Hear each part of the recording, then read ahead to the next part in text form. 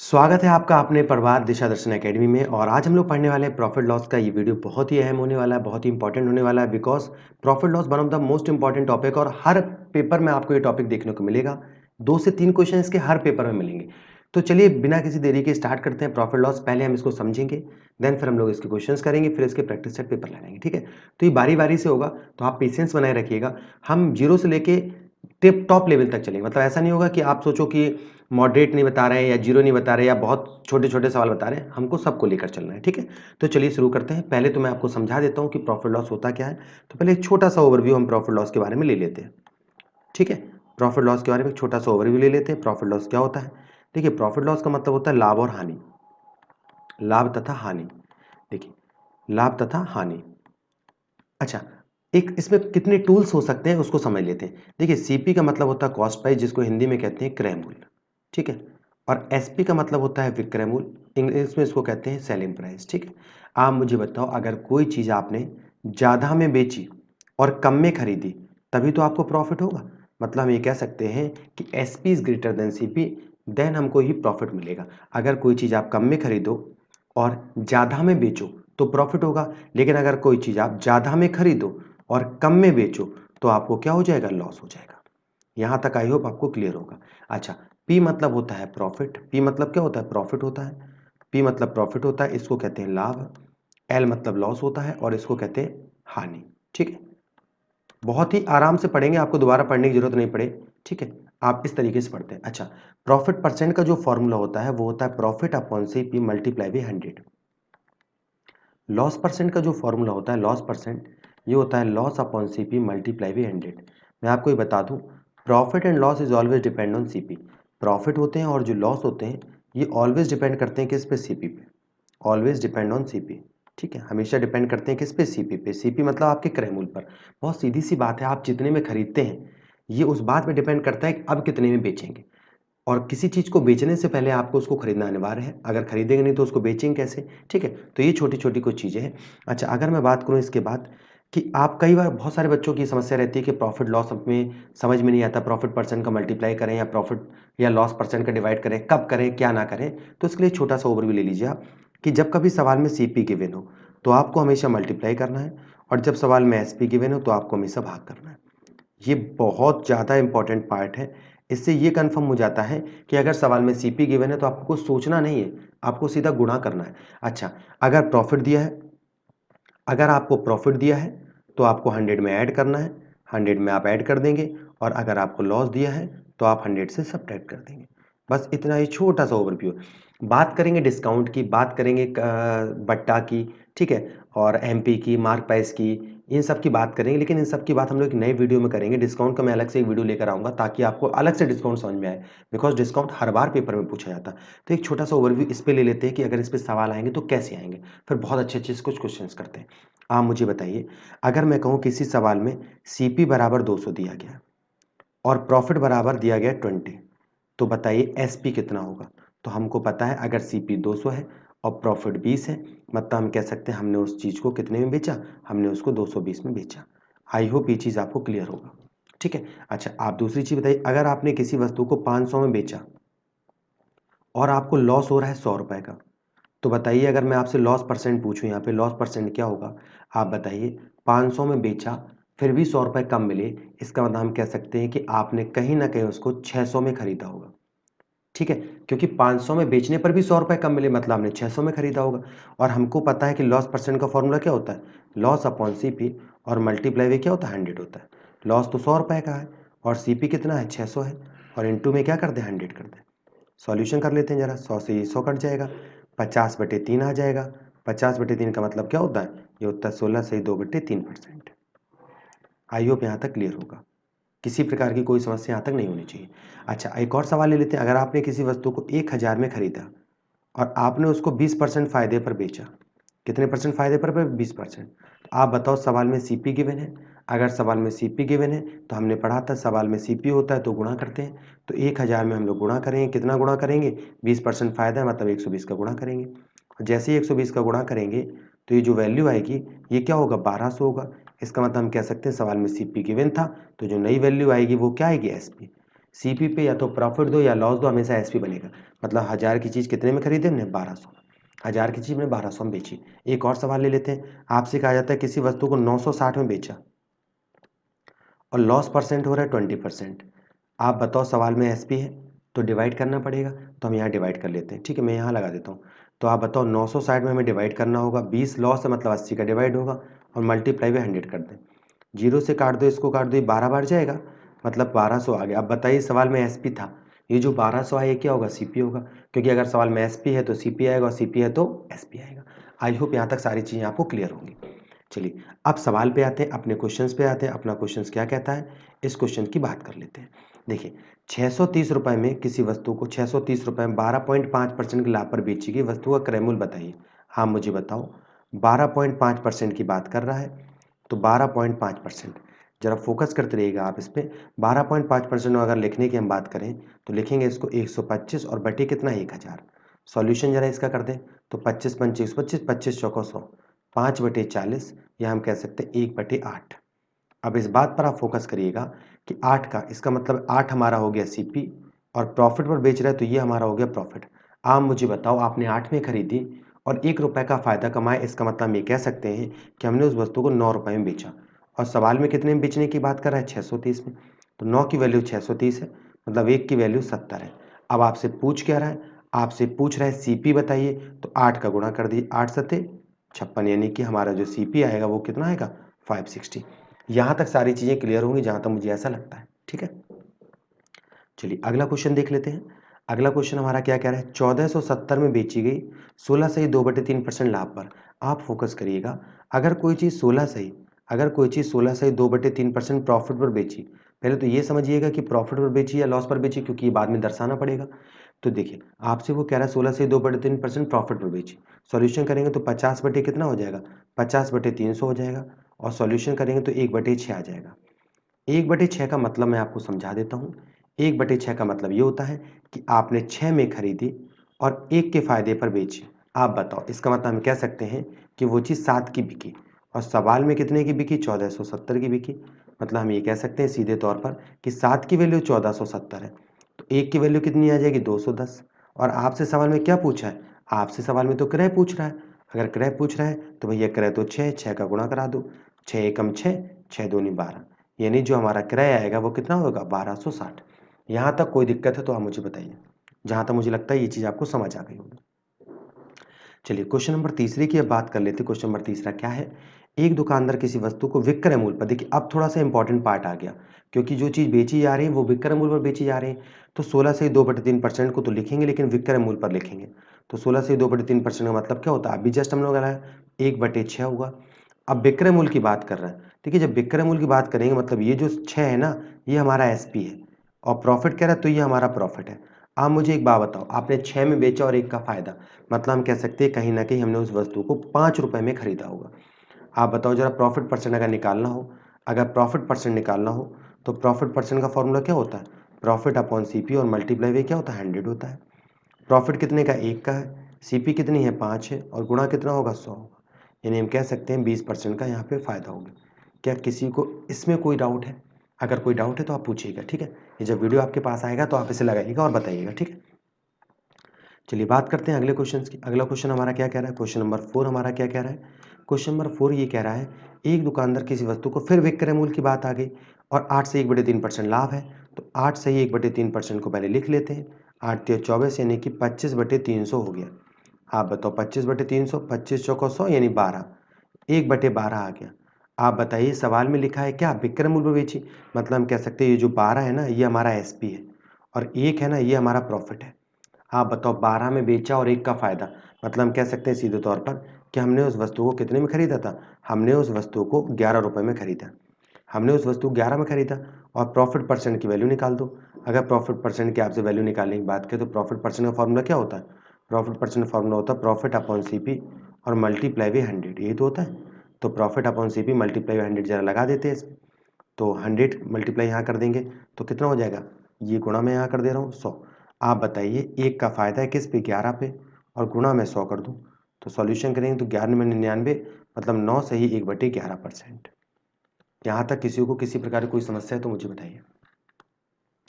चलिए question number अगला लिख लेते हैं। क्वेश्चन नंबर 5वां क्या कह रहा है?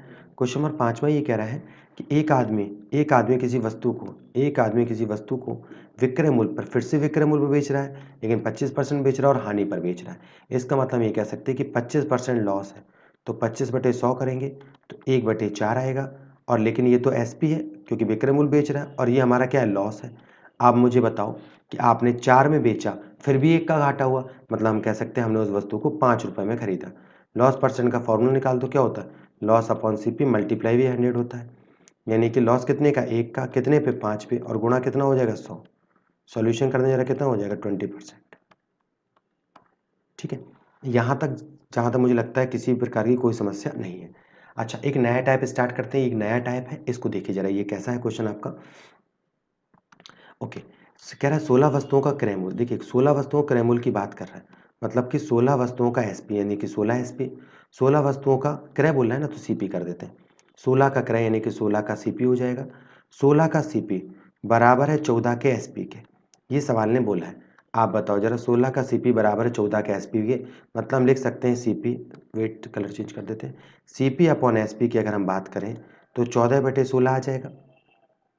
14/16 आ जाएगा, मतलब हम ये कह सकते हैं कि 14 में खरीदा और 16 में बेचा, मतलब प्रॉफिट कितने रुपए का है, 2 रुपए का। अगर प्रॉफिट परसेंट की आपसे बात की जाए तो प्रॉफिट परसेंट का फॉर्मूला क्या होता है, प्रॉफिट परसेंट का फॉर्मूला होता है प्रॉफिट परसेंट बराबर होता है profit upon CP multiply by 100। मतलब हम कह सकते हैं 2 का फायदा है कितने पे, 14 पे, 2/14 और गुणा कितना, 100। तो बताइए 2 सत्ते 14 हो गया, यानी कि 14 से ही 2/7%।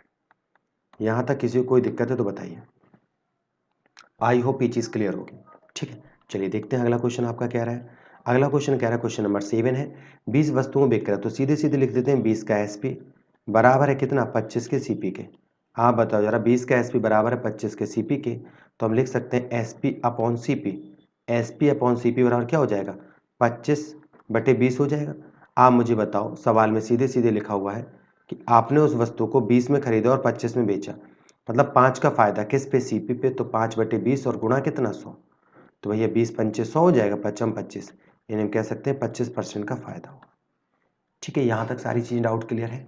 कोई भी क्वेश्चन में डाउट हो तो आप पूछिएगा, दोबारा मैं उसको बता दूंगा, कोई इशू नहीं है। ठीक है, चलिए क्वेश्चन नंबर 8 क्या कह रहा है, 23 वस्तुओं को बेचने पर एक दुकानदार को 3 वस्तुओं के विक्रय मूल्य के बराबर फायदा होता है। मतलब अगर किसी वस्तु को 23 वस्तुओं को बेचे, तो मैंने सोचा 23 वस्तुएं 23 की बिकी, और फायदा कितने का हो रहा है, फायदा हो रहा है 3 का। आप बताओ, सवाल में सीपी निकालना है, तो बताओ 23 में बेचा और 3 का फायदा, मतलब हम कह सकते हैं हमने उसको 20 में खरीदा होगा। ठीक है, हमने उसको 20 में खरीदा होगा। अगर हमने उसको 20 में खरीदा है और अगर आपसे प्रॉफिट परसेंट की बात पूछे, तो प्रॉफिट परसेंट क्या होता है, प्रॉफिट अपॉन सीपी और मल्टीप्लाई भी क्या होता है, 100 होता है। 20 से भाग दे दीजिए, 20 पंचे 100 और 5 दिए क्या हो गया, 15, यानी हम कह सकते हैं 15% का यहाँ तक प्रॉफिट है। यहाँ तक सारे डाउट्स क्लियर हो गए, जहाँ तक मुझे ऐसा लगता है आपको ये सारी चीज़ें समझ में आ रही होंगी। चलिए अगला क्वेश्चन ले लेते हैं। अगला क्वेश्चन क्या कह रहा है, क्वेश्चन नंबर 9 आपसे कह रहा है। क्वेश्चन नंबर 9 क्या कह रहा है, कह रहा है 19 वस्तुओं को 780 रुपये में बेचने पर, आप जरा फोकस करिए, 19 वस्तुओं को 780 में बेचा, और कह रहा है 6 वस्तुओं के विक्रय मूल्य के बराबर हानि होती है। मतलब अगर 19 का सीपी, मैं सीधे सीधे ऐसे लगा देता हूँ, 19 का सीपी, ठीक है, 19 में सीपी, मतलब ऐसे लगाता हूँ, वेट, सीपी 19 में बेचा है ना, एसपी जो है वो आपका 19 है, और लॉस कितने का है, लॉस है आपका 6 का, मतलब हम कह सकते हैं हमने खरीदा कितने में, 13 में। ठीक है, अच्छा 19 की वैल्यू सवाल में कितनी दी गई, 19 की वैल्यू 780 है।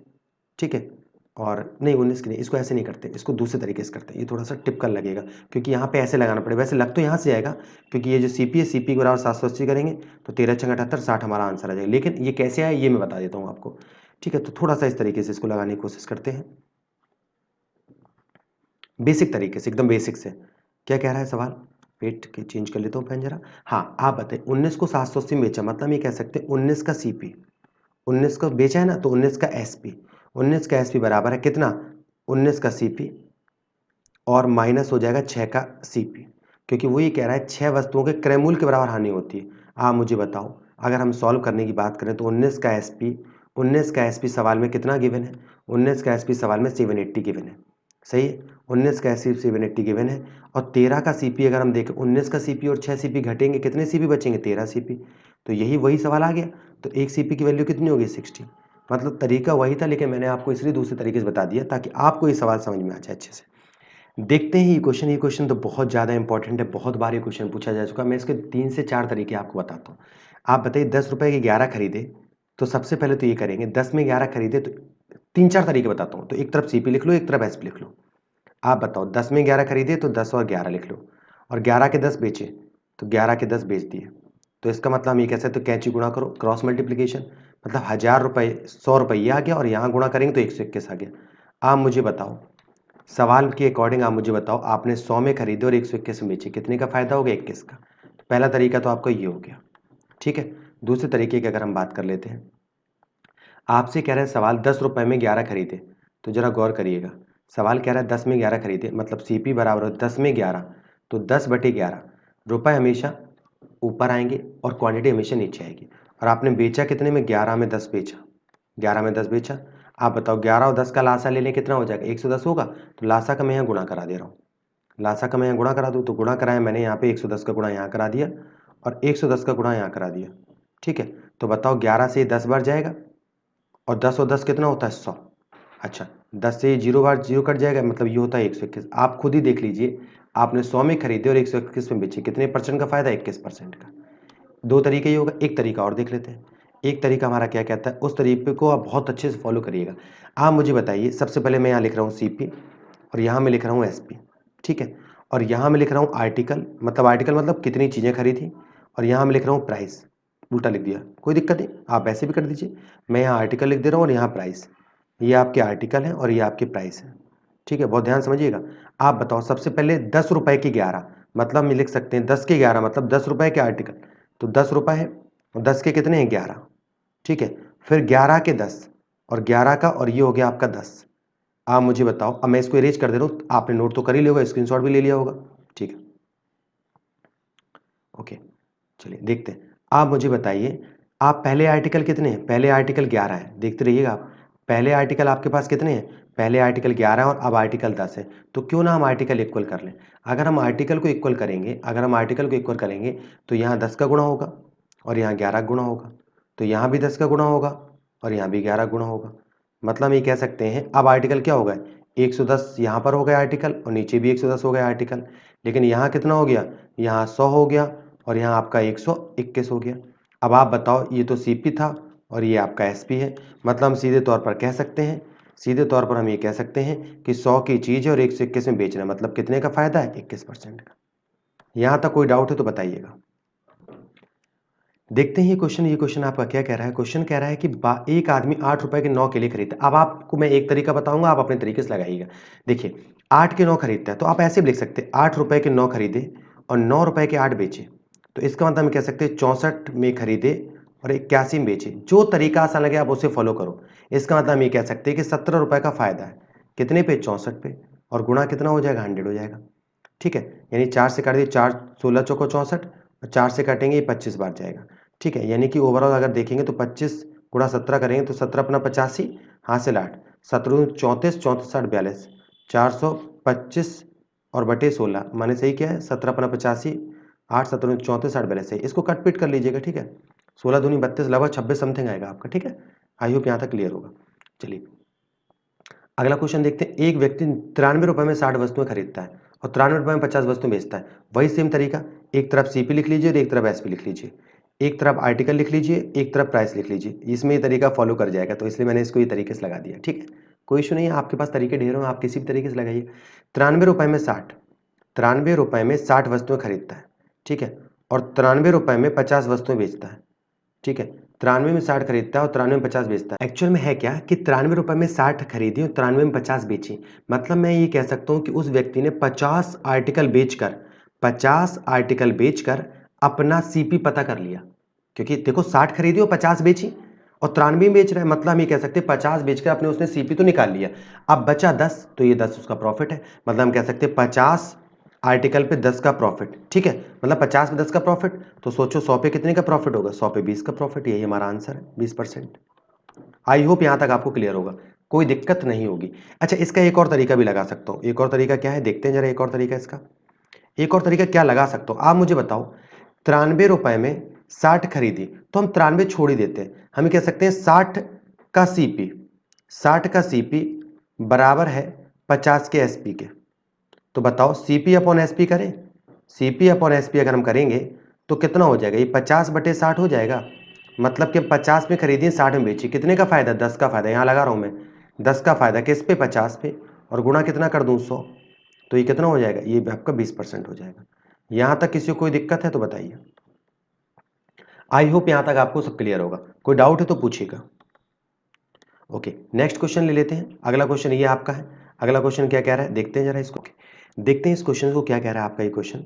देखिए इंपॉर्टेंट है ये क्वेश्चन, थोड़ा सा टिपिकल है, लगाते हैं हम इसको। आप देखिए 10 रुपये में 11 के हिसाब से वस्तु खरीदी, मतलब एक तरफ मैं यहाँ CP लिख लूँ और आपको पता है यहाँ मैं आर्टिकल लिखता हूँ और यहाँ मैं प्राइस लिखता हूँ। 10 रुपये में 11 खरीदी, आप बताओ 10 में 11 खरीदी, दोबारा फिर खरीद रहा है उतनी ही वस्तुएं, मतलब यहाँ भी हम कह सकते हैं क्या, 9 में 10, 10 रुपये में 9 के हिसाब से खरीदी, ये भी 10 रुपये में 9 के हिसाब से खरीदी।